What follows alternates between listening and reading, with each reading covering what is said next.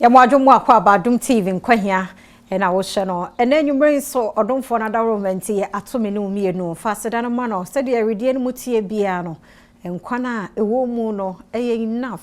so be ye awrade aye so obi nya sa chance ne kakra bia nkode so na ade so onya na sa wo wanya ya Adom bi keke ne nwumre so nkomo aye ba bedie no eho hia pa menopause de wo ye dey ebeche wo kwan mu ebrebi na yesi bidie no ya na abroso a questions e bi ma sha se ebusebusa me no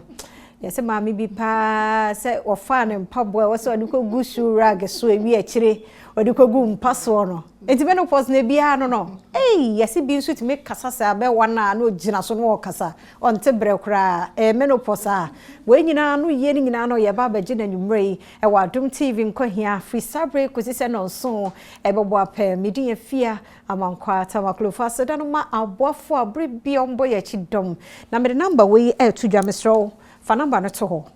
meka bibia cho na wa frɛ 0274 234 321 0274 234 321 fa number no to ho me no bedi nkomo e wo ho hia me pa hye number no so e fa ma me na anwumre yi se the medical kano oko Facebook afia tamaklo amedamu live wo ho na oko Instagram so e da ho fa comment ni nyina questions ni nyina fa gu wo se de onuan mu nkaye wo ma hyase e de agu ho no na wo so de aba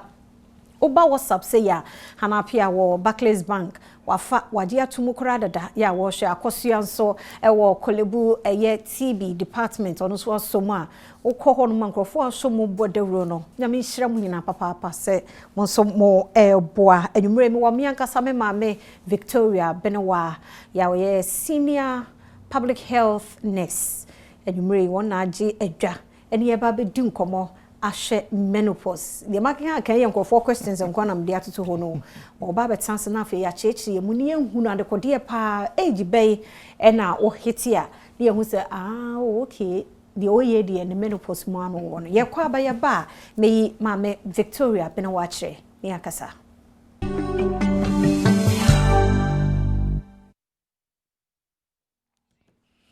Yes, I'm akwa ba Adom TV Nkwa Hia adwumade na o hwe no na adofo medam wase papa pa sanyam madaro man masomu ama ne Nkwa Hia ba bedu ba bi edure ba bi abefa bi ebi kra de ayi medin dada ebia wo ye kam na ogina ha sei wo de ada medin ba no nya me problem so far as asem no wonso wati bie na wo hwe wo nkwa ho no eno aye enough de mame enam so ntinya me ya Adom a November ye nyina ye nhiem so passport no nko ade a e hia wo New York monten so ne yakwa kwaje abodi kama ya se nipa bi wa chire ne benche ye bi hwe ye adwuma ye yenti omo ba bebo ya baso nti wo bi nko abra ba de ye wo Ghana ha 28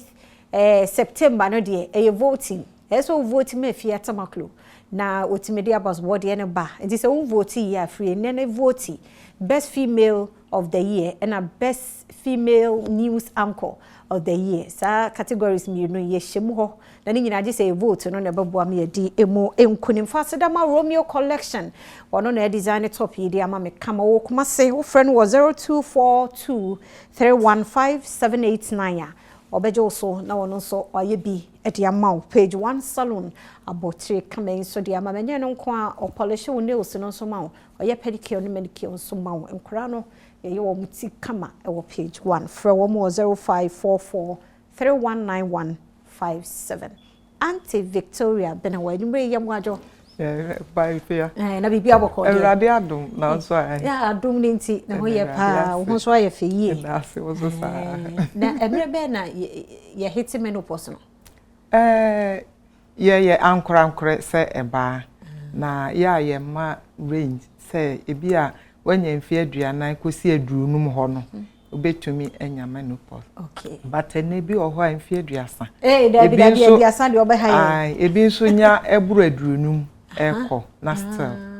o da so bu nsa na chese age bia esno sani obia e de eche untumi nhwe obia nim ka nche se wo ebi a wonya mfi aduanan a obenya menopause ana se wonya mfi aduasa ntini ya ma range se e free high kosi ha de nim se ebeduru ho no na wanya menopause but e bi de ba ntem e bi nso de echepa aba e de na mane basa no say ye hwa menopause enye dako anaboso mepe na wodinya menopause. Okay. Eye Greek kasa menopause. Na chese boso me nsabuo no afedi etwa kra. Etwa kra nya se etwa kra. Enti no nia ema ne ba ne se awode no nse ewo akwa yewo awode no yewo ne etu nkosua yewo ne efa na ne nyina honam nuo ni bi a obroni frɛ no hormones no eno na emboa ma kosua ne to na boa ma kosua ne to a na ba konso aboa follicle stimulating hormone na ba konso luteinizing hormone eno boa ma kosua no apie eto na ne ete se nsa no se metumi de picture ya kira we ni nia etoto nkosua no sa run ewo mu bebre ye be wa akola na ewo mu bebre nso ebra obe se hyase se obebu ne nsa na so obe kasa puberty na afi no obedu no mfani fie so a obebu ne nsa no ebu abeye aha na kosi ahanum na benyi ato enum bi na ade bewo eno na bosome bia obehu se emoja nti efi adwene no fa ye fe no pituitary gland no afi eba nso aye estrogen e ma ye hunam nsuo ni bia ma ye emo ye ma ye yesenketesia ye nufo bobo ye nya nwi ewo aha ne ye motoam ni ade nyina no eno eboa na progesterone so ka ho na mo ye nyi du emfani fie so afi eba fom enti eba fom sa na je sa afi entumi ema esan se ye tunkosua no uterus na say awode na nkasa na siesie no ho tweba nti eba form saa no na fe entumi ntunkosua ne bia na kyese awode no so no entumi nsiesie no ho tweba ne je sa fe na wo bedru menopause no se ne me di kan nya bosome ana say bosome mienu ebi wo ha eche pa bi mpotimi ko di mfiedu ase bosumi we menya me bu mensa be ye bosumi miensa na ema afi na saba ewo mu ana san atwa na eba saa wo be ye no saa kosi se eno na e friend premenopause ana chese eno de enianimu no eno no na afi menopause ne de na chese wunya bu nsa etwa to no ekotru enfie afi na chese unya bra bia biu na chese afi de hu se wadu menopause no na fe post menopausal na chese eno de ne nyina okay enti se na ya kire mo no nti na wo mo na ahase ebusa emfie be na obebuo no na ma Africa kire mo no ye nhede nhunu se mfie wei ebi de ehase entem be mfie aduasa ho ko na anim ho no etime ba ebi mfie aduana ebi cross 50 years de ho na ehase e de ba obi ana ne system se de nsabuo kura na obi ana mfie ebuo no sanso na menopause no nso e de tie ye bedi nkomo pa oba hye no nso se me say free screening koso den de America say wo endpoint homeopathic clinic nti number no wa fadada ye nhwe e ma wo mu nsam e problem ti say endpoint de ato ho se ne 10 years anniversary no bra free ni ye nhwe nipadua no hwe se bibia ye kama bibia so nye kama ye nsiesie ma wa emfa ni agro ye kwa aba ye ba ye beto so ya mwa kwa aba Adom TV ena wo hwe no so se nwumre ye di nkoma afa menopause ho mfi a wo ba edura omu ne nsabi mu ho enkomo no safe no obeka yensa free sabre ko se no so bebo apɛ medi afia ma nkwara tamaklo na hye no so se me se ye free screening emema ye prostate no ye mo ho ban so wa mo ho ban na ho techema na cancer de no ho gimu a odun so pɛ na rubber na hyemu ansa na watimi adon so problem tena ho ma ne nu sa pempenso no enu nti ne ye free screening dia ma ho e wo endpoint homeopathic clinic so wo mo e wo spintex ye shell signboard ube huno M.4 ewo ho kumasen so chronom abohia wono ewo ho wo mo takrade enom sa watachiman for M.4 was 0274 234 321 0274 234 321 eni anu nko a nyawo ahodo bia de aye krankro bora M.4 homeopathic clinic on be show kama ama ho ato ye the M.4 for ase papa se wo mo eso yasene yene anti Victoria benewa ene edi nkomo anwumre afa ye menopause no eho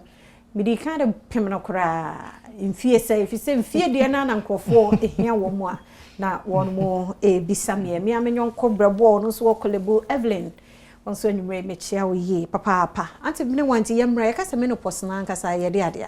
sanya me di kan se menopause na nkasa no kra egu ahuro mienu sanya ye ka se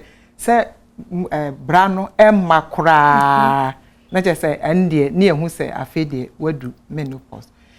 ebi ha eye natural che se eye bo ade se ya wo se oba na de ne ebeye bia wo beduru ho daachi nti ya no be ye natural Bible ha na bibi nti ye operation ayi wawode no ne etu nkosua no ene drobe ni nyina firi abro ni ka se ya friend no total abdominal hysterectomy na je se ne yi awode ne ne ma ni nyina na je se ase menopause no na nka wunu fie no eba bibi nti ama wa beduru ho wani naso se ye yi awode no kwa na ka ne etu nkosua no edia ene no brano na wonye batin senkyereni a ebebobo so no wontai nya bi se nkosua no guso eto na emom se awode na ebeda ho ama ebeje na atena ho ama na beye ba no eno na eni ho nti betumi aye natural na se surgical sa mienu na ewo na mkodu se menopause na nkasa no se ye mfa bosome nti wo be se kosi wonya ne etwato no abosomi dumienu anasa fe na chese menopause yenim se wadu amfe ko bru post na chese ne efi wonye a bra etwato no akosi mfie mienu ende afede ne ehu se etwa kura amakura de na chese ende ne enim se wadu menopause enti wo se eba na jai abosomi mienu bosomi ensa ebi kra tumi fam nyinsen nti oya wo se nyinsen we de na kama ni na so kra me ka se medu menopause eba on off I say aba we bosomi mienu miensa na ama enti eba ne de na je se kosua no guso nti awode no so siesi no nti ebitumi ba ebeye eba sana menopause no ete ne ho sana eso o kire ye mu ye fi se obi nim sa ade na atwa na afi se nkosua bi gugu bi twen ba na akoye ba de ha de ye science no ensunsuye be na de ma hu se me ma mi ana me mu medru me menopause se ye cancer nkyerene na ya na eno so sunu se ne obi afa no efa ye ka obi so obi a beka bi bat nkakra bi wo ho a ya na etai dadi wo nipa bebre mu na di kan no ye se obi hu se wonsabuo no esesa afi de ekọ afi kosi mfie mienu no afi de emma bi afi ube hu se ye fra bibi hot flashes ube hu se nipa no na nim ne honam skin no honam skin na nkasa no etumi be ye kọ na ye hyehyehyehyehye se obi wo ha wo na baby ahwe ya na tade kra na obepese obeyi okay afi kwansin ube hu se afi asai awo atiegu no so sana ete obe na ede na happy na twatwa so sa ebi de no embo hu se ye sanya me kan se hunam nuro na eboa ye ma ye mma no se ni nyina abafom enti ube se eniama bia esesa enti ube se ebe ye hye na be ye nyu afi ube hu se nipa no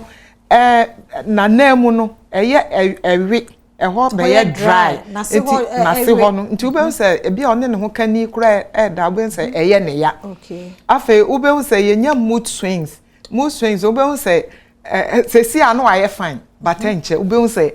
asa ni buafu ene o champion for ebi nya nakoma bo peli ebi ntumi na ebi ho a ube se on Tanya Obe Johnson no kura ebe ye ntentem akse wanka ne ho kura wanhwa na ebi san adwunso bu. No nya diabetes se bibia ye check hwa ansa. Se but ebi nsankyerene ni bi eni. Ebi ha wontume nna ne nna eye kakra bi. No ade na de sa ade no ba. Se ebo ha na wo dwendwe se niema yi bi koso ebi tipaye ne adenti se ne nyina bi koso abo se nipa na wo dwen ho sa ne ekoso yi ede na mi bewu ana se niema bi nti wo so nipa no o dwen because enya sa no ti na fe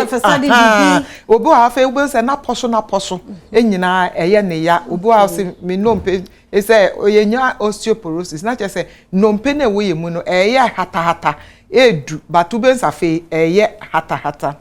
saa mere no so se bia nipa no benyinse no eye den afa obi so onipa no wo ho a bibi kakra na ne buafu ase waye ha afa ebi benya akese obi so ase obibi enema bi wo ho a ontumi nye bio enti anaso wo ye kra asisi ana wabre afa obi so nipa no awrefie eba no so ani wa ne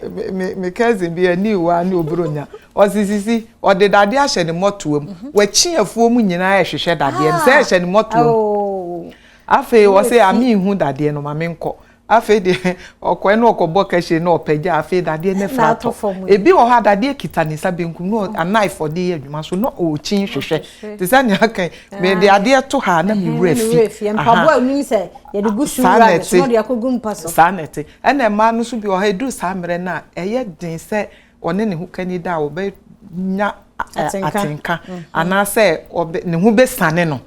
eya ebi wo ha eche afei ube say ya na ye fra bibi fornication na je say ase nipa ne nam asemwa entatie bi ene nam ne ho na ne ho so efemfem no nti ube say bu ase o prepare no ho te say nya emwa so ube hu say bibia eni ho sansenkyere ni nyina eda adi mo ni afei assign na chi ebi da chi ye ne ya na afei nso no signs of aging say udu menopause afei no hu say afei unyi nti niema bi a eda edi se obi nyi no afei san niema nyina nso eba ebeda ebi ti se bia bia na wanim bo se wanim na afei sesa anka na wanim bosi pa so afei bo se yanim yi twinchamba afei enwi kra wo na bi die tutu afei obi okra wa afei ukasa wa nkasa den a onti ne honam dua no nyina betwintwam afei unhu safi uchi nipa na nyo bi na beka che ose nipa afedie wo no ne gina opa so na adwe da ba bi fura ya samo obi abusa question bi se menopause na compose so oba bi a se wo ye oba nko ade na ebeye bi ate se wan komu naturally se body ensa no a na se operation a na ebeye bia ebeche okay angel nana Catherine kwawu prayer so ne dia wo no e de ebaye e no adofo se wo hunu science no me sure se sabre wa hunu sanya wa wo mu ne bia wo maame a wo hunu se me mahu se me maame yese so hu ti mo bo bayie ni ade no monya careful ne tua onyanko hu a o si etua duam de ye ne we de se enya sa na no wote na se no wo ye sa da na wo bo ne bayie na ade na ya bema akosora ma ye bebo bayie nyina wo nti se ye ba treatment a eye se na do treatment nti se ho no na ebeba ebi de anu odin pa eba sa na ye ma hormonal therapy ye hunam nuro na aba fom enu nti onye ebi de ye den pa wanhwe ye anti eba sa na ye ma no hormonal therapy. Okay, na we ni Breeze Brown a question from Kumasi. Or say, does menopause has bad effects on the person, and if yes, then what are some of it? Anya bad sa say bad ensa no. Te say one say sania esuno sania obi anyame bo obi a. Enti e wo sania obi a say obi tie ne ya. E wo sania obi a ne threshold ana say na yiti. Obi wa bibi kitu obi say wo ade kitikiti we na eye wo yasa no. Enso bi a ono no sa na ne de no eti. Obi wa ye ne yakora wunhu no bebre sa. Enu nti no esono sania nyame ebo bia but ni treatment na kasa no symptomatic na che se wakasa ni ti a I sabi ene ama na dru for uti but say edru a ye de bema o say we ye de sa ana ye de ku menopause de ebi ni hosa enti mama hwe ne se symptoms yi ne signs ya wo keken enya ba yi enti mahunu se de mahunu de menopause mu enyai ebi wo ho a ewo mu a ejai ebrase bible wo ho so a ekọ nanim mfie bebre nti ya na nipa no kra be ye worried afi ekame eno na ya na ye bo mba yie no say ade wo nko ana wo menopause ana say wo nko ana ye ba sa ne me kan ye ya nkra esono sa ne obi ate ebi na obi kasa asa obi kasa onyai da obi question no so to me kasa sa 30 minutes oh nkra on tipa so kasa say ya ye ti ase ye ti wo mase ye ti emaase say na ye kom enti eye dan a ebeba ebi de anu ohye ebi de enso ewo fom nemo say to me age na no ye hu say if adwene no ne awde be sha adwene na nne kwa minim say da chi medru menopause na ya say wa hu say ampa ne be bia medru o etibu akra du akra say nti menopause no kra menopause akaka no ani aha eso no nti obia be kom nti yemfa nhye yimu sa na ti wo say nyin say obu ho a obeka say ade nko ana ni kunu kra na fe ase o tete no ade nko ana wanyem da bi eso no sania obia efa mahu say medofo bi oso wo Kenya obisa say how can I get this so ko YouTube Adom TV ayadamu ho Facebook nso Adom TV ho benya en live na menim say we ye Kenya need ya ne natwi no e kai say obi chiro otwi bi na ba translation no asama ye kan ye ne translation say do de ma ye no wa wo ha wo bedwane nti ebi translation no no nti I'm hoping say bia we ye Ghana ni no wa ko pie mo Kenya dia obete de ye kan no ase ba sha no so say na anwumre no menopause ni edi ho nkomo anti bi ne wo akire ye emo bi bayi so no bia ne body said ye tie obi de ebeto so a ebi de nso ebakra hu eye ne normal nti se mu hunu bi de yakeka nka me hunu se me ankasa medofo ba Facebook say ya onu busa question bi me sure say bi mo kra questions no ya yiyi ano de ama wo mo pa me ni pay question ya fa baby on de eye ne nwanwa say at age 40 or 41 utimi nya wo menopause aye ne nwanwa but anti bi ne waka obi ane ne de si bi mkra 30 say de ya obi bu ne nsa 12 10 11 because in be 35 years no nya menopause that's what nwie ya so no be dey sane na chese twa semuni okay yenre they say yehunu age no na se nya hwete nso so a by 1 or 2 years no we munsa straighter just and what hit it baby about 1 year more baby munsa baby wo hit 2 years no we bunsa wo mu so ye be ka say menopause say akodu 2 years and dey say na kan say menopause no dey 12 months until that's the cut off point okay but ebi wo ho no mo a ebi kra benya na nkitinkiti bi but who say we dey ewu mu ana bibi saba but say awo ne ade beba mu no dey and the 24 months ne dey na suppose menopause and dey na say achewa no Out for questions no do so ebi kura for many so but most na ye age no this is be bia na obi afa mo ba kan yen say ye can average just say be nim say fimfi aduanan kosi aduonum ho ne dey na bebre enya menopause but say sanya me di kan ebi wo ho a 30 and say 50 wo twam 50 kura na odaso ebu nsa na onduye nti ya ankra because obi okrampa age 40 45 ko ti me wo 49 kura 50 nti na chese onduyi ebi 62 o nti na onduyi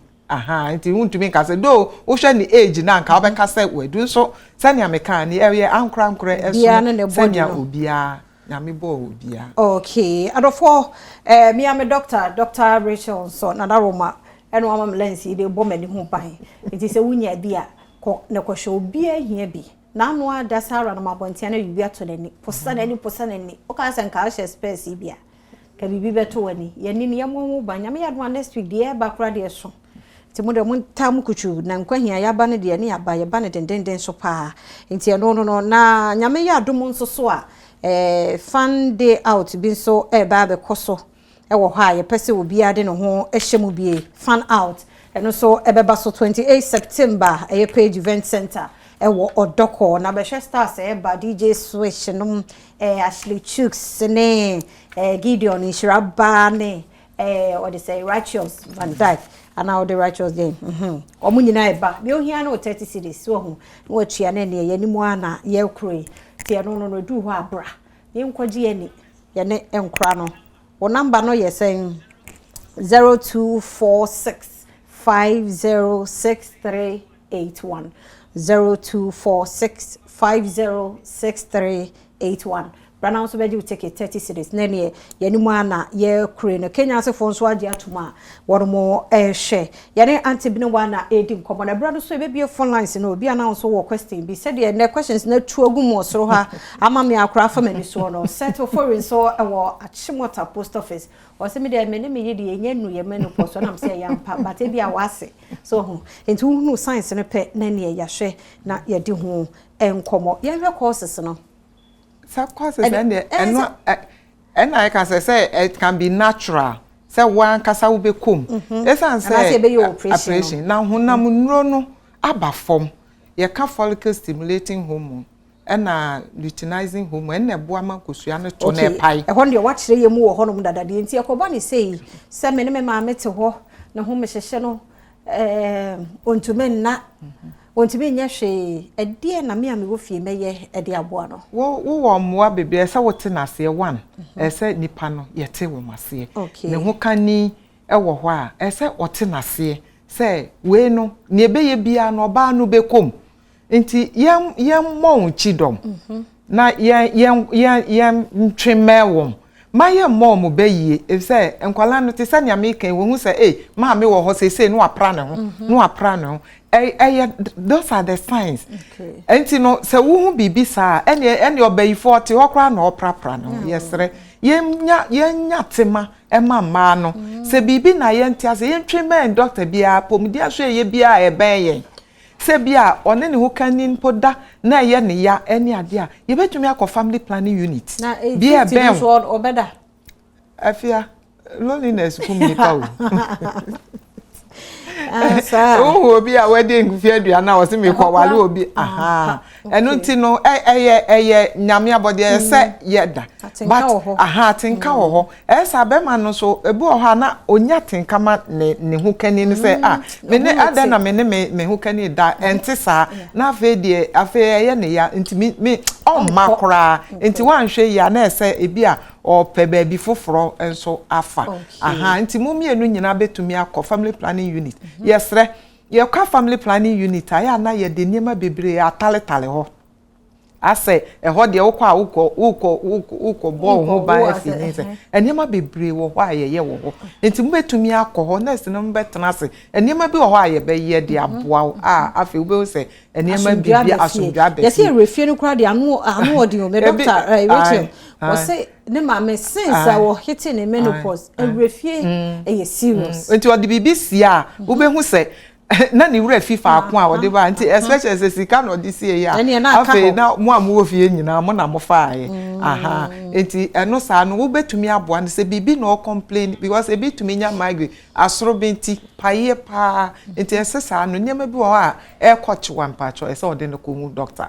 e bi wo ho no mo afi na eye ne se afi minkume ho kora suicidal tendencies because ne ho mete no afi bia ye boni be ye na ne makra nso eyi ne totwene sabio man bi okrotumi ja wo ba no ekowale foforo na mema ndo mu ni bia na eba ma de ono ndi na ntekura tumi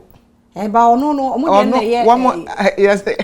andropause for no mdo nya sa fi da bi so ono onye bra be ma ne nye bra na etwa ena nya ewo ye mu no ono kitinkiti bi na ewo ni mu nti na de ne de nhyada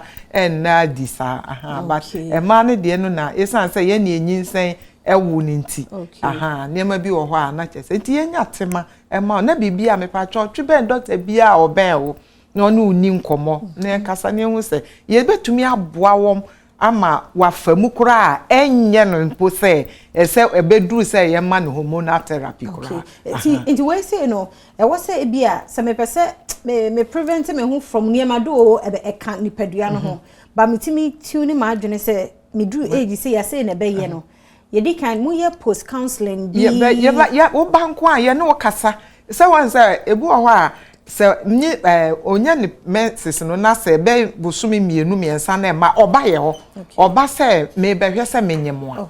was nti ebi wo ho na wo ba na ehu se nyinsen ene wo ha na je se wo hwe mfie na je se bi a fall between that range na je se ehu se bi that is the premenopausal point ebi a all come nti no sa na yetumi trans ne kasa ma ohu niema ani so ma ohu niema sei ebetumi asi na bibi si na eboro so a ma me nkohu doctor na me ne no eni nkoma na nurse bia oben obetumi ne wo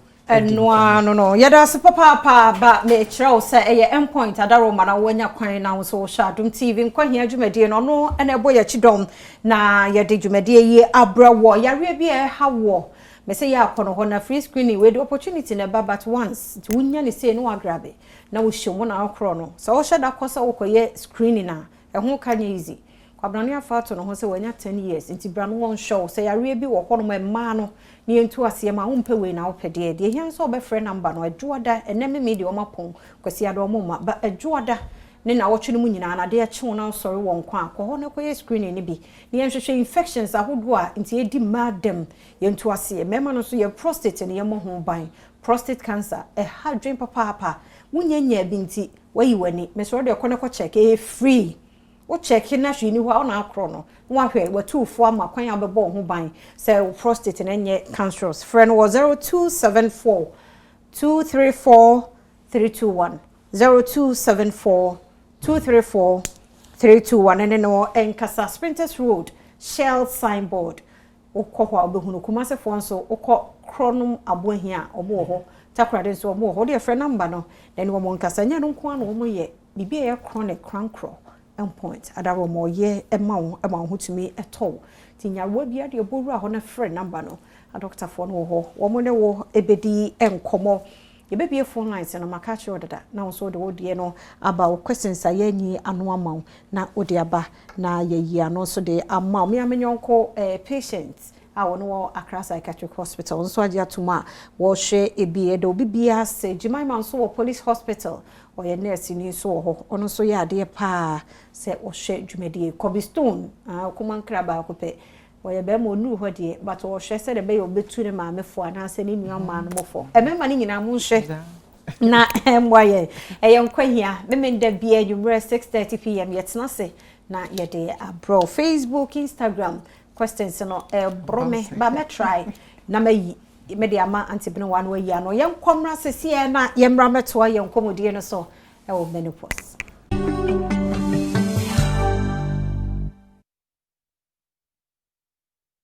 ensamu piepie pa o say so bi wa wadidi pa wie so so ni di ne sakura shedu mo si mi ni di ja menopause wo den sembeba wajere wie nso won kai ene ebetumi aye se meti ba ku bi so onu de obema mpo yesi odeka onu a drive koye sorry ewie no wanante abafie baye wodu fie no wobusa ene car no we nti anu so betumi aye bia ho se ebetumi aye pa o za me kan sense nkyere ne eda edi se ni penyi nti pre bibi amnesia ye wo retrograde ebi wo ho a obekai tititi adisemu etwom dada so sesia no onkai nti obense wodidi ye dware no obi ba ho ma wodidi o se da bi enafia no fa kwa ni bi efia ena obi ho so a ene de no onkai obekai batiti de ebi asem bi obebisa na enro abi kura na ni refi nti enema bebre esi ese na ka say signs of aging ebam ebra yenya menopause na just afi de hu say yenyi na Letitia asare darko say are there pre-menopausal symptoms aside the menstrual season no sana ye keka ye na say irritability obi wa afi wa ye palpitations so ntumi na anadwo be se fifre ti no or flashes uti ube hu say ne ho shishi sesi a but kwansin ube safe ne ho aye no form wanhwe bi kra to me yi onam kromo a wanhwe na ne blouse anase na tade kra onya ya nka obi oyibo boatin o se ofre o hwe fi Neribehi or Neribehi. Or say does poor nutrition cause menopause? Yeah, you can't diet. Say you can't how to say what the be man aba from one. Ye duane a ye di say ye nidi ya ye tumi ti ye mfie no so afi kosi mfie miensa. Enti say bi anka 50 years menya be 45 and 46 na menya. Poor diet. aduane a ye di enu so ebetumi anya menopause at the age of 30 ye beba ntem nti aduane a ye di say ye bedidi ye enye nam bebre a ye bewe ne saa aduane kakra ne enya atosode enu de ya ba fruits ya ye ntai ni na fe ensuo obu ade whole day was ni numusu enu etumi ya na sabi omo enum zigrate so no so no obe na chese wati wumfie no so and exposure to chemicals ebu baby oye adwuma no ennuro bi a anu odin wo ho sa na eme nyina so tumi ma oba eti nimfie no so abra nka wodi benya obedu nimfie so eti na ma yense danya there's a date yes fa esuno bia because ebu anaduane die no e ma say inse say bia e bewe nam kakra ana say yi no yeyi nam ni nyina ne de ama be ma no ne kwala no kure hia no momu no enya ne mfa mo o serve o no de ase na bi me sister Fiana Joyce nike weje o meka se ma mo man kwala na namonwe na o mo de anyiyie no o ma dwen aye fine abesom ye enti yaduane die enso ehia pa na fe yen ko check up say time bia no bibi kire yen ye hu doctor na wo ne yen monko ne yen kasa enti bibia bibia na asafi kra na wo ye general check up bibia say ye behwe wo sabo ye behwe wo lungs ye behwe wo kuma was ye ka palpitation headache ni nyina ka ho enti no anase me ye adwuma kakra na mabre exercise kakra so wo mu a ye nante ya around that eye eboa yen ma niema bi wo ho a na ye ni efiso asori anase mosque niema bi a ye betumi anaba bi edide niema bi a ye betumi akọ ade aboa asafo no eno so tumi yi adwen fi niema bebre so o de ho hihye ya say bi a enu ho na bi a na wa retirement kra na ade a ye bon pout nkobi okọ mosque ye kwa utu kobi wokotena ho kra na oni imam kra e bon komo a ni nyina yi ya adwen se wonko a wotia na fe eja enti na fe ye monkomo ye ne ye ho kani anase ye ma ye monkomo nkwala so boledi anu afre no na mo ne bonkomo o etise no ote kura obokwa ko busa etise se na no komo tintin wo so opentem nti o hwa no waja no ho ene se nwumere no afre no to credit gusu ana ade afre no neja ya bonkomo ho nti se bibi na ha na oka ye nti nase na ye ti ase a enema ni nyina beba fo ama kasa na mo so kasa bebre se eduru asa bibi akitu bi eye nahi nti ana ade no so ohu a obeka opene ne ma fringe mo de ade we ato ha wo ba wa koyi akoto baabi oba opese na de no eda eno sa na ofitin ya no asase kasa ma mi de bi o shase efi kwa no de befi menopause de butie se de bi mu de omo kano na enye easy obia ne de ba bi a anti na wa kan ye me da anti me behu se eno anti ne ye hye nya date because mabusa age no pa but yes ye aduane di nso eka ho so wo didi ye a ebi a wo de obenya 50 55 okra na wo da so ebu nsa na wo ye okay but when didi ye a 30 kra na chew afena marka ye be phone line so 0302 211 701 702 703 704 0302 211 701 702 703 and 704 na onso frey fa wode no ebra na migusu anso me kai wo say free screening no so ekoso nti nyame yadom adwodo sa no wo frey ana sabe wo fra na onso ye buki wa no 0274 234 321 0274 234 321 ni enhwe say infections bi ha wo ba etu ase prostate no so na ha wa ba ho a ni ahwe aboa edwada afre on point a obeboa ti ye be phone lines no e bia na question no mentimi nyia no nti wo de ba pe na yayi ano e de ama na Letitia sorry asade abase ya na the nice swaso like me ade ye bia be no de me pa cho me doctor nhwe na ne o se ma me kwa do mpe kasa ba ya na ase ne peja peja tata un say ye mpani ana enema bebre ebe ha nti na me kan say medical check up na general check up no eboa yen nti yenko ebi wa ha na sabo ana se bibi na ya na ye hu ne ntem nti me pa cho oma anti bi no nti so wo ye obejo auto points no na Jane aba homa no so na say ye ne omo atwa so Japan yi Jane anwure ye mo adwo ba Nkwa Hia so no ye da se papa na free fi hia anwure yi pato reputation teshim pato yenti o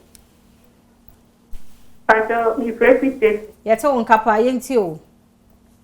we pato na se ona ya si nyade ye wo yan so e wona se ye o ya ya forma ai okay aye wache ana bia ko to dwe no mo ni adi na na Jane nya mfie sai 45 okay eno ape sa ensakaya no kwa na ohu okay ma bino wa beboa o e da se papa amakoto nso aba homa no so free kuma se amakoto anwumre ya moajo ya na mami na o so nyame adom me ho ye yentie o ye nyame asi e be se ni bi sa say ase age ni de yentumi enchire age ni de yentumi enchire age no age you so bia ye bibi sa kem so mu ni say menopause na just I will check so ho bia wa call family planning unit na no madi nkomo enye say bia na obi no kasa na no pedada ebi so na yawe bi nti wo conclude say menopause nti wo te ho a wa hwa na agensem so do hu bibia wonti ase a o se ne yakọ ye family planning unit ne no makasa yeda se papa ofofro so aba homa no so Adiza efreye free mamo bi Adiza anwumre ye chia wo aya dimi woso yeda se papa yenti o bacho menopause ebi wo wa me sha any midnight eya mi ya pa na efisi mi o mi to be 90 tu say na mi ti form is say bi sorry na me ba be 90 I mean to be 90 bio na eya mi ya okay when ejini ya say unfie no manya 45 we na koso ache start here about 6 months ni 6 months yo no wa shada call hospital online breaki wa call hospital oh Adiza line call but anti binu wa hanti obeyi ano de ama ofofro nso ahoma no so ore mo ajodo ba Nkwa Hia so obi anya ma ye de ene ye nto aso anti binu wa to say age no you can say range between 40 to 50 but e be 30 to 50 and above nti no na che say esunu sania obia ede eti anase ni age a obenya obi kan ye kan say joint pains we say estrogen na emayen yenya eye oba anase ye nompe eye den boa yen no sa ne ma nyina no eni ho nti eni ho biem na anase swate no sa pains ne yenya yesre se bibi sa eye yenko hospital obi ha o se na ne nase no eye ehihye no anase ase eye nwum ebi kra to me disi warm water mu e de boa e de boa obi sa painful joint yaka say waposo no woti unzo aso woti anase kra na eye ne ya eti esere ye ka say treatment ni asymptomatic say nia ntankyere ni ebedadi no enu hu aduro anase akwankyere e na ye beye enti esere say won call hospital on treatment doctor bia obe no no ni nkomo na ye onhwe ne ye betumi aye okay but Letitia sabusa question foforo biem say oba edu ni menopause no a mo sote ebi mo sote se de maame walusu weight kura na medication bi wo hwa na watenso say ye omu esa lusu blood ebi mo lusu blood na say blood ni finase na epie se finase na epie na so aduru menopause it can be another condition enti esre onfa no emen doctor bia wan say eduru samre na ya no madua ne die no ebi on shada how ni ade a wo komu no nti na fe na aduane die no asesa nti ye na ese ye hwe se na aduane die no ye so ye boa no ye ma no ana se ayi boatin Cartibel boatin se Cartibel pese ohun aduane potin e wo se udie ebe ya unya menopause de udidi o edi o benya aduane de esuno obi aduane a odi wo kwa achimba ni asantimo obedi fufuo okọ novo beti chozafe nti aduane de obi aduane a ope no eno na odi aha but say obedi kakra na wanya nam kakra na wadi fruits kakra wanum nsuo waye exercise kakra ne nyina aboa wansa wonam na woni nkrofo obo nkomo ne ade a enema bi ohokora e ma wonwen ho sa okay yebe kwa aba nana fosu yempeke na yemko break mra nana wo free ma yenkomra ye kwa aba sisi a yeba yebeto aso